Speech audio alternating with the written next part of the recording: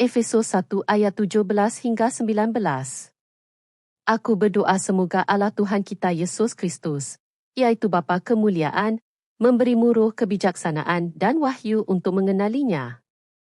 Semoga Allah menerangkan mata hatimu untuk mengetahui harapan daripada panggilannya, limpah kemuliaan warisannya dalam orang yang saleh, dan betapa besar kuasanya bagi kita yang beriman.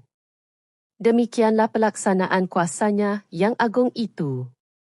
Mari kita berdoa bersama berasaskan Efesus 1 ayat 17 hingga 19.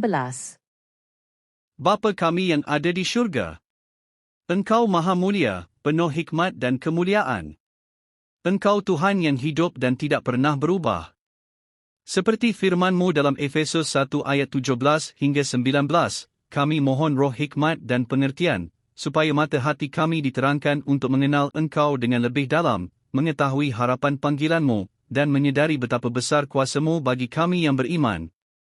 Terima kasih kerana Engkau sentiasa memimpin kami, walaupun kami lemah dan tidak sempurna. Kami serahkan diri kami, keluarga kami, jodoh anak kami, pastor kami, dan seluruh umat-Mu ke dalam tangan-Mu. Pimpin dan lindungi kami semua, jauhkan kami dari segala kejahatan, dan tuntun kami untuk hidup menurut rencana-Mu.